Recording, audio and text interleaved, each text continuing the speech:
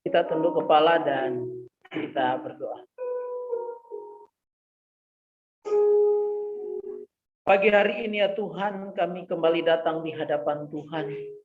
Kami sungguh bersyukur untuk segala kebaikan anugerah Tuhan di dalam kehidupan kami. Kami boleh menikmatinya sampai pada pagi hari ini. Dan kami percaya Tuhan itu semua karena kebaikan-Mu di dalam kehidupan kami. Dan pada hari ini ya Tuhan, kami bersama-sama untuk beribadah kepada-Mu. Biarlah Tuhan yang menolong setiap kami. Untuk kami datang dengan penuh ucapan syukur di hadapan-Mu. Memandang Tuhan yang menjadi juru selamat di dalam kehidupan kami. Engkaulah Tuhan yang berkuasa atas setiap kehidupan yang kami jalani. Untuk itu ya Tuhan, biarlah melalui kebenaran firman Tuhan yang berbicara dalam setiap kehidupan kami. Dan biarlah Tuhan yang hadir bagi kami semua. Sehingga kebenaran firman-Mu boleh dinyatakan bagi kami. Terima kasih Bapa, terima kasih. Hamba-Mu yang akan menyampaikan kebenaran firman-Mu. Biarlah Tuhan yang menolong dan mengurapi hamba-Mu dengan hikmat yang daripada-Mu. Sehingga kebenaran firman-Mu boleh dinyatakan bagi kami semua. Dan kami boleh bersama-sama diberkati oleh kebenaran firman Tuhan. Dalam nama Tuhan Yesus Kristus, kami bersyukur, kami berdoa. Amin. Silakan duduk. Shalom. Kita bersyukur untuk hari ini, di minggu pagi hari ini, sekaligus menjadi kebaktian Natal kita di Gereja Reformasi Indonesia, Bajem Pontianak.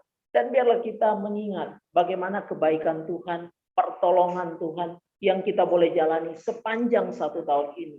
Dan secara khusus kita masih berbicara tentang Natal yang tersembunyi. Dengan subtopik berbicara tentang tidak ada yang mengenalnya. Mari kita membuka Alkitab kita di dalam Lukas pasal yang kedua ayat yang ke-16 sampai ayat yang ke-19. Lukas pasal yang kedua ayat yang ke-16 sampai ayat yang ke-19. Demikian firman Tuhan. Lalu mereka cepat-cepat berangkat dan menjumpai Maria dan Yusuf dan bayi itu yang sedang berbaring di dalam palungan. Dan ketika mereka melihatnya, mereka memberitahukan apa yang telah dikatakan kepada mereka tentang anak itu. Dan semua orang yang mendengarnya heran tentang apa yang dikatakan gembala itu kepada mereka. Tetapi Maria menyimpan segala perkara itu dalam hatinya dan merenungkannya. Demikian jauh pembacaan firman Tuhan, dan yang berbahagia adalah setiap kita yang merenungkan firman Tuhan, melakukannya di dalam kehidupan kita.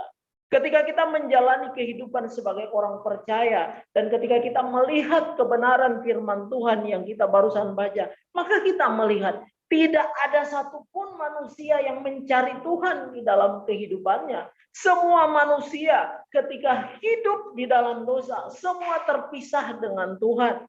Dan dikatakan bahwa ketika manusia terpisah dengan Tuhan karena melawan Tuhan, maka manusia tak dapat mendekati Allah sebagaimana mestinya. Di Taman Eden, Tuhan berbicara langsung dengan manusia. Tetapi di Taman Eden juga, Tuhan mengusir manusia karena melakukan kejahatan. Karena melakukan dosa dengan melawan perintah Tuhan. Maka keterpisahan ini membuat jarak terpisah jauh antara manusia dengan cipta, antara manusia dengan Tuhan. Maka inilah yang menjadi perjalanan kegelapan manusia.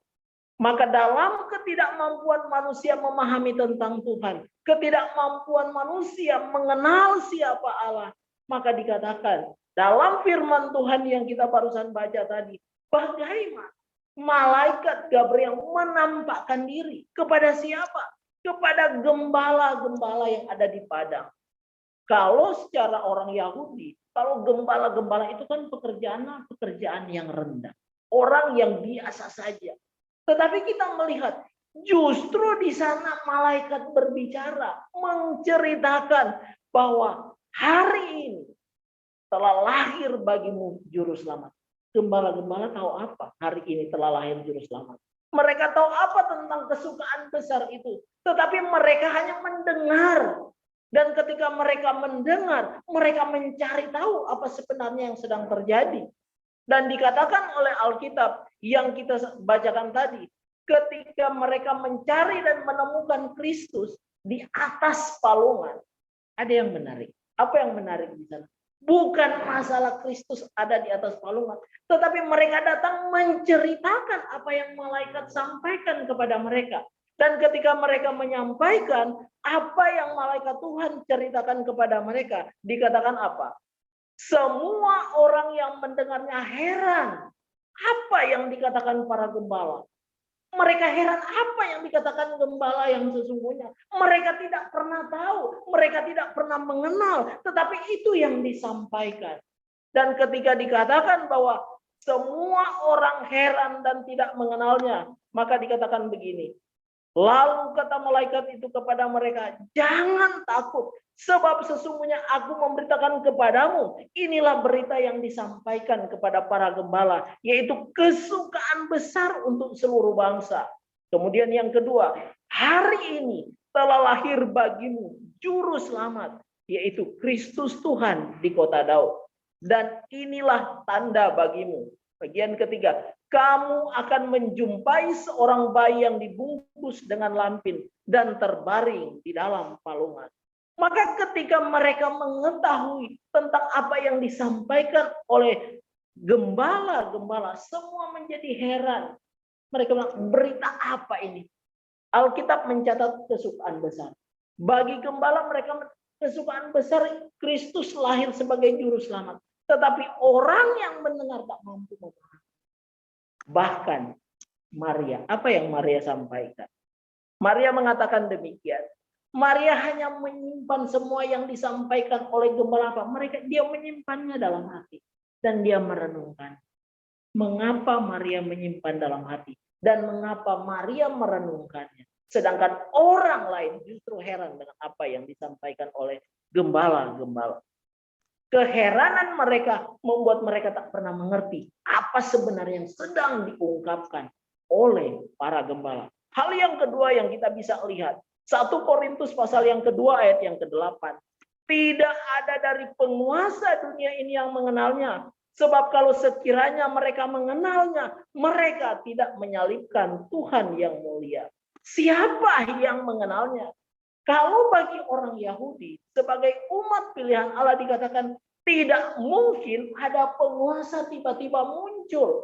Karena mereka tahu ya raja yang memimpin mereka yang berkuasa.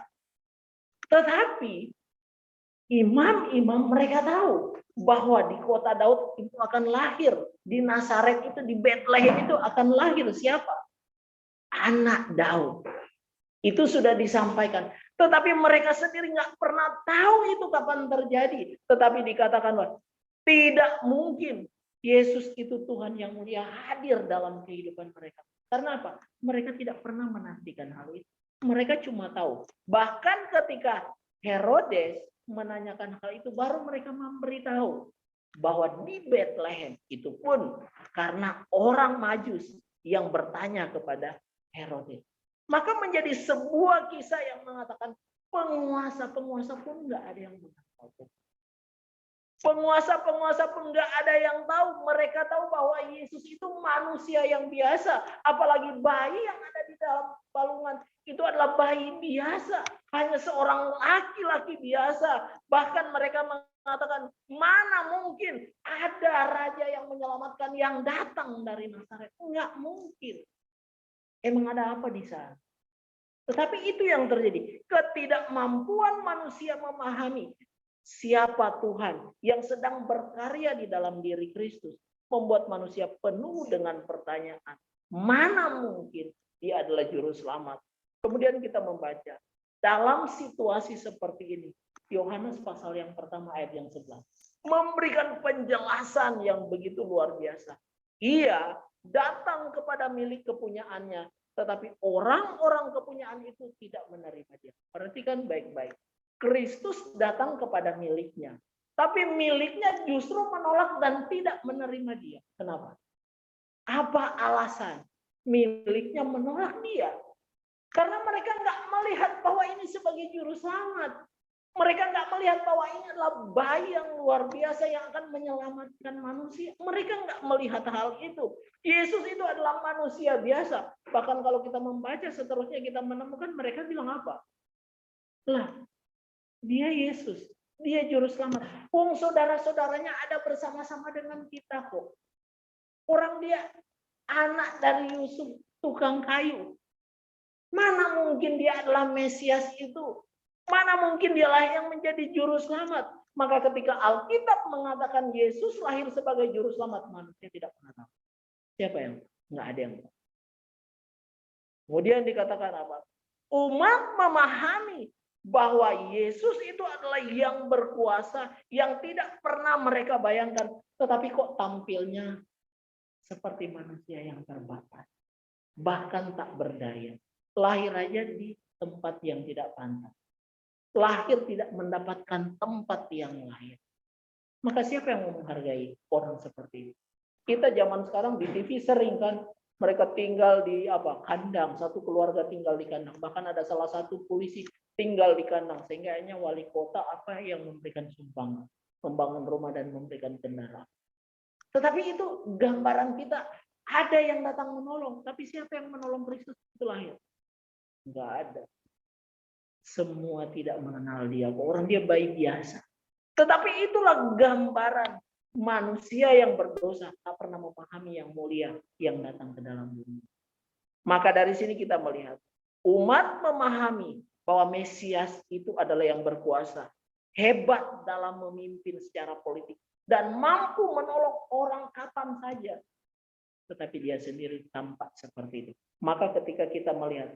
Waktu Yesus dilahirkan, apa yang terjadi? Waktu Yesus dilahirkan, justru si Yusuf gimana ya?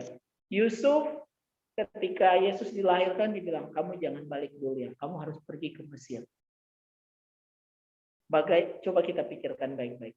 Yesus adalah juru selamat. Tapi waktu lahir malah diumpet-umpetin sama Yusuf. Dibawa ke Mesir. Kenapa harus dibawa ke Mesir? Karena malaikat bilang jangan dulu. Jangan dulu kamu kembali ke tempatmu. Kenapa? Karena Herodes akan membunuh anak-anak. Akan membinasakan anak-anak. Maka dia dibawa lari oleh Yusuf dan Maria dibawa kemana? Ke Mesir. Sesudah di Mesir, sekian tahun kemudian sesudah Herodes mati baru bilang, kamu balik lagi. Mana ada bayi yang berkuasa? Mana ada juru selamat seperti itu? Manusia nggak pernah memahami hal itu. Terbatas dan lemahnya manusia.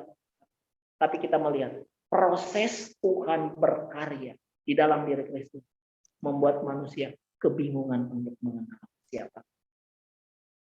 Tetapi yang menarik adalah Yusuf tetap mengikuti apa yang diperintahkan oleh malaikat Tuhan itu sendiri. Kemudian dikata-kata, ketika semua itu terjadi, maka umat menolak dia, tak mampu memahami dia. Tetapi sekarang yang berhadapan dengan mereka justru manusia biasa.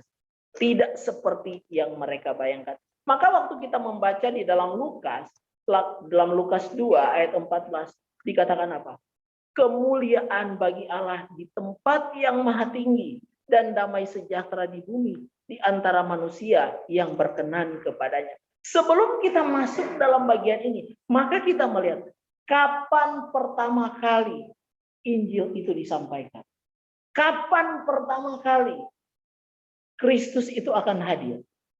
Itu pertama kali disampaikan ketika kita membaca Kejadian pasal yang ketiga, ayat yang ke-15. Di mana apa? Keturunan perempuan. Ketika berbicara keturunan perempuan, maka lagi berbicara tentang Maria yang akan melahirkan bayi yang bernama Yesus. Kemudian siapa lagi yang mengatakan? Ketika kita membaca Yesaya pasal yang ke-7 ayat 14, dikatakan Tuhan sendiri yang akan memberikan tanda. Seorang perempuan, seorang perawan akan melahirkan seorang anak. Dan Injil Matius, Injil Lukas menjelaskan finishnya kehadiran sang bayi Natal itu sendiri. Maka dari sini, kalau kita berdiri sekarang, kita membaca firman Tuhan, kita jadi tahu. Benar ya, Yesus itu Percaya nggak Yesus itu juru selamat? Tapi bagaimana kita memahami Yesus dikandung dalam kandungan Maria, dikandung oleh Roh Kudus? Coba kita pikirkan sejenak. Bagaimana kita mampu memahami bayi Yesus yang dikandung dari Roh Kudus? Pernah kita memikirkan hal ini? Kita nggak akan pernah mengerti cara Allah untuk menyelamatkan manusia. Kenapa? Karena kita manusia yang berdosa, yang tak pernah mampu mengenal cara kerja Allah. Tetapi betapa bersyukurnya kita ketika kita menjadi percaya. Maka menarik, ketika Maria mendengar apa yang disampaikan malaikat, dia bilang apa? Biar itu semua jadi pada kita. Apa? Aku ini hanya sebagai hamba. Jadi dia menerima kenyataan yang dia sendiri nggak pernah paham. Maria menerima kenyataan yang dia nggak paham. Itu mau bicara tentang apa? Itulah yang menjadi kebahagiaan kita orang yang Maria menerima kenyataan dengan dia tetap percaya apa yang disampaikan Maria. Dan itu terjadi. Nah buat kita, kebahagiaan kita saat ini adalah kita nggak pernah melihat Tuhan. Siapa yang pernah lihat Tuhan? Apalagi bayi di rumah sakit banyak. Di kampung kamu yang melahirkan banyak. Tapi siapa yang pernah bertemu dengan bayi Kristus? Tidak ada satupun, sekalipun ada orang yang selalu berbicara. Saya bertemu dengan Tuhan, Tuhan berbicara dengan saya. Kadang saya secara pribadi bingung. Apakah seperti itu? Tuhan gampang sekali ngomong. Siapa? Bena, kamu belum ibadah. Evan, kamu kemana hari ini? Apakah seperti itu? Enggak. Karena sudah ada Alkitab. Sudah ada firman Tuhan. Itu yang diberikan kepada kita. Maka dari sini kita melihat ketidakmampuan kita untuk mengenal Tuhan. Tuhan sendiri yang datang memulai memperkenalkan dirinya kepada kita. Maka ketika Tuhan datang melalui malaikatnya, membuka mata hati kita untuk mengenal Dia, itu sebagai tanda kasih karunia yang Tuhan buat kita. Maka nggak heran ketika banyak orang ikut Yesus, Tuhan nggak mempercayakan dirinya kan, seperti yang Bapak sampaikan di malam Jumat kemarin. Mau memberikan gambaran apa? Bukan masalah kita berkumpul dan mengikut Tuhan, tapi masalah hatimu benar nggak percaya kepada. Maka kembali orang yang percaya itu pun adalah kasih karunia Tuhan. Maka kita melihat ketika orang Israel benci dengan perempuan Samaria yang tertutup. Tetapi sial, kenapa? Mereka nggak bisa melihat bahwa mereka tahu bahwa nggak pantas seorang perempuan Samaria itu. Tetapi apa? Ketika Tuhan menyatakan dirinya kepada dia menjadi percaya. Dia menjadi percaya kepada Kristus. Bahkan dia memberitakan kabar sukacita itu kepada banyak orang. Ketika siapa? Matius pemungut cukai. Yang dianggap paling berdosa. Karena pekerjaan dia sebagai tukang pajak yang menagih lebih dari yang seharusnya. Maka orang Israel benci. Kamu adalah saudara kami. Tapi kamu bekerja untuk orang lain. Kamu bekerja untuk orang lain. Tapi kamu juga mengambil apa yang bukan hak kamu. Maka mereka tidak suka. Tapi ketika Kristus bertemu dengannya. Cuma sederhana. Ikutlah aku. Langsung ikut aja. Artinya apa? Kepada siapa Tuhan mau menyatakan dirinya, kepada siapa Tuhan membuka mata hatinya, maka orang itulah yang dapat mengenal siapa Kristus. Natal itu tersembunyi bagi kita semua. Tetapi ketika Natal itu datang menggerakkan hatimu untuk percaya kepada Dia, maka kita menjadi terbuka. Maka nggak heran sampai saat ini orang Israel tidak pernah percaya bahwa Yesus Kristus itu sudah datang. Mereka masih menantikan. Tapi kita saat ini yang ada di Pontianak, kita percaya. Mereka yang ada di sana yang tahu tuh, mereka tidak percaya sama sekali. Kenapa? Mereka masih menantikan. Mereka belum mengenal siapa yang sudah datang 2000 tahun yang lalu. Tapi kita yang ada di sini, bahkan di tempat lain, sudah menjadi percaya. Mengapa? Karena Kristus yang datang membukakan hati untuk kita menjadi percaya. Maka para gembala ketika melihat hal itu, mereka memuji Tuhan. Mereka mengagungkan Tuhan. Tuhan menyatakan dirinya kepada para gembala. Tuhan menyatakan dirinya kepada orang majus. Nah, saatnya bagi kita. Adakah Tuhan menyatakan dirinya kepada kita? Maka menarik ketika Lukas menulis, kemuliaan bagi Allah di tempat maha tinggi dan damai sejahtera di bumi di antara manusia yang berkenan kepadanya. Lagi mau menunjuk kepada siapa Tuhan berkenan, maka dia akan mengenal. Kenapa banyak orang nggak pernah berubah dalam hidup dia? Kenapa banyak orang Kristen yang mengaku percaya kepada Tuhan nggak pernah berubah dalam hidup dia? Karena sesungguhnya dia belum mengenal siapa Kristus yang hidup. Kalau seseorang mengenal Kristus dengan benar, maka dia akan melakukan perbuatan yang terbalik. Maka ketika Matius pemungut cukai itu sekarang menjadi percaya melihat kepada Tuhan, dia langsung berubah. Yang awalnya dia menagih pajak lebih, sekarang dia mengembalikan berapa kali lipat? 4 kali lipat ya. Mau membuktikan apa? Sebuah perubahan terjadi. Hari Jumat Bapak mengatakan bahwa bagaimana Paulus yang menganiaya membunuh sekarang berubah menjadi memberitakan kabar sukacita itu. Bagaimana Petrus yang sedang ikut dengan Yesus tapi menyangkal dia, tetapi ketika Roh Kudus turun kepada murid-muridnya, mereka menyerahkan hidup mereka untuk apa? Untuk Kristus, maka mati nggak menjadi masalah. Maka buat kita ketika kita saat ini menjadi percaya, ketika saat ini kita bisa mengenal Tuhan, itu sebagai tanda kita orang-orang yang berkenan di hadapan-Nya. Maka itulah yang menjadi sukacita besar dalam kehidupan kita. Orang yang berkenan kepadanya akan mengenalnya. Tapi orang yang tidak berkenan kepadanya sampai kapanpun tidak akan pernah mengenal dia. Pak, bagaimana dengan orang yang sudah di dalam gereja? Ingat, ketika orang sudah berada di dalam gereja dan dia menyatakan dalam wujud dia percaya kepada Tuhan, tanpa perubahan dia bukan orang yang mengenal Allah. Karena dalam surat 1 Yohanes kita bisa menemukan bagaimana orang yang mengenal Allah, dia lahir dari Allah. Tetapi orang yang mengaku mengenal Allah, tidak mengasihi Allah, tidak menuruti perintah Allah, dia tidak mengenal Allah. Itu kata firman Tuhan. Maka mau digambarkan kepada kita, orang-orang yang tidak mengenal Allah digambarkan sebagai orang yang tidak berkenan di hadapan Tuhan. Tetapi ketika orang menjadi mengenal Allah, itu adalah kasih karunia karena Tuhan berkenan kepada dia untuk menjadi percaya kepadanya. Bagaimana dengan kita? Kita sekarang berdiri di mana? Apakah kita hanya berdiri sebagai orang percaya, tetapi kita tidak menunjukkan perubahan hati? Itu menjadi tantangan buat kita semua. Dan itulah menjadi pergumulan kita setiap hari. Orang-orang yang demikian adalah orang-orang yang dipimpin oleh Roh. Maka menarik ya, ketika Tuhan berkenan kepada kita dan kita menjadi percaya kepada Dia, itu yang disebut orang-orang percaya inilah yang dipimpin oleh Roh Allah. Maka ketika Roh Allah memimpin semua murid-muridnya ketika menerima Roh Kudus, apa yang terjadi? Mereka begitu berani memberitakan kebenaran. Dan mereka begitu berani mau menderita untuk kebenaran. Dan apa? Mereka berani menyerahkan nyawa untuk kebenaran. Maka buat kita, ketika kita menjalani sebagai kehidupan orang yang percaya, satu, kita tidak berubah karena kita tidak dipimpin oleh Allah.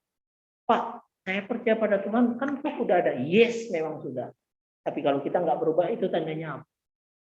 Tidak mungkin pohon yang ditanam nggak bertumbuh, kan? Pasti bertumbuh, kecuali apa? Bibitnya sudah mati, baru kita tanam. Benar nggak?